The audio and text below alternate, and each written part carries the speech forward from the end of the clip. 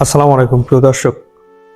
নবম পে স্কেলের দাবিতে ইসি ভবনের সামনে বিক্ষোভ মিছিল করছে সরকারি কর্মচারীরা।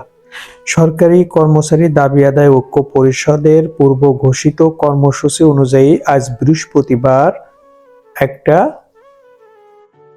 অন্যরকম ঘটনা ঘটছে।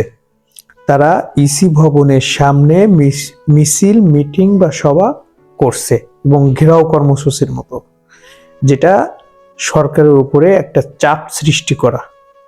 কারণ হলো নবম পে স্কেলের জন্য সমস্ত প্রসেস যখন শেষ, চূড়ান্ত রিপোর্ট হাতে, অর্থ সংস্থান হয়ে গেছে, অর্থ মন্ত্রণালয় বলছে, অর্থ উপদেষ্টা, এখন বাকি শুধু গেজেট প্রকাশের। তাদের দাবি একটা, দীর্ঘদিন কর্মচারীরা মানবতার জীবনযাপন করছে, এটা সত্য, এবং কর্মচারীদের যে দাবিটা এটা যৌক্তিক এবং ন্যায্য, বৈষম্য মুক্ত এবং সংস্কার যুক্ত, বৈষম্যহীন একটা পে স্কেলের দাবি কর্মচারীদের দীর্ঘদিনের।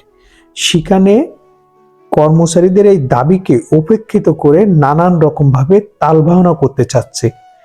এক দল সংস্কার বিরোধী বা বৈষম্য রাখতে চায় এমন কিছু ঊর্ধ্বতন কর্মকর্তা বা রাষ্ট্রের কিছু লোক, গুরুত্বপূর্ণ লোক, তারা চায় না যে সংস্কার হয়ে নবম পে স্কেল জারি হোক। কেন, কি তাদের স্বার্থ, সেটা তারাই ভালো মালুম। কারণ হলো, যদি সংস্কার হয় তাহলে কর্মচারীদের যে বৈষম্যের ভিতরে দীর্ঘদিন যাবৎ রাখা হয়েছে, এই বৈষম্য থেকে তারা মুক্ত হবে এবং তারা একটা স্বাভাবিক জীবনে ফিরে আসবে। তারা মানবতার জীবন থেকে মধ্যম জীবন, জীবিকা নির্বাহ করা সচ্ছলতা ফিরে পাবে।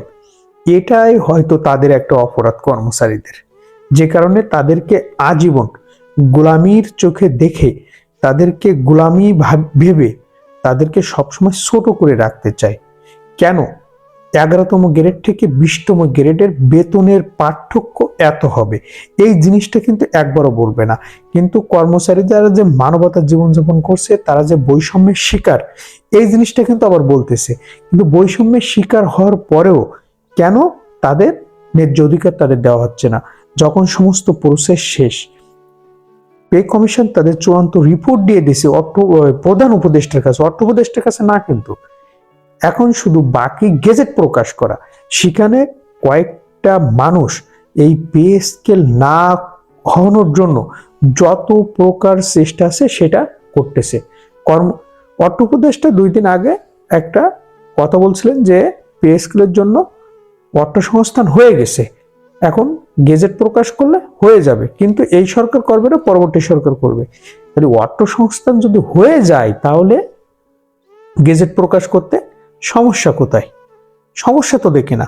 কারণ তাদের যত দ্রুত গেজেটটা প্রকাশ করা হবে তাদের প্রতি, অর্থাৎ কর্মচারীদের প্রতি ইনসাফ করা হবে। এটা আমাদের দৃষ্টিতে এটাই মনে হয়। দেখেন, এই আন্দোলন কোথায় ছিল? জেলা, উপজেলা বা বিভিন্ন বিভাগ, দপ্তর, সরকারি, আধা সরকারি, স্বায়ত্তশাসিত কয়েকজন মিলে তাদের দপ্তরের সামনে কর্মবিরতি অবস্থানটা পালন করছিল। এখান থেকে এই কর্মসূচি কিন্তু ইসি ভবনের সামনে গেছে এবং আগামীকাল 6 তারিখ এই আন্দোলনটা শহীদ মিনার থেকে ভোকা অভিযান নিয়ে বা ভোকা মিছিল নিয়ে যাবে সোজা যমুনার দিকে। কি হবে তখন? তো দর্শক, ভালো থাকবেন এবং আমাদের এই পে স্কেল দেওয়াটা কতটা ন্যায্য, কত পার্সেন্ট আপনারা চান, 100% কি, ভোটের আগে হোক না ভোটের পরে হোক, এটা কমেন্টে জানাবেন। ভিডিওটি ভালো লাগলে অবশ্যই সাবস্ক্রাইব করবেন। আসসালামু আলাইকুম।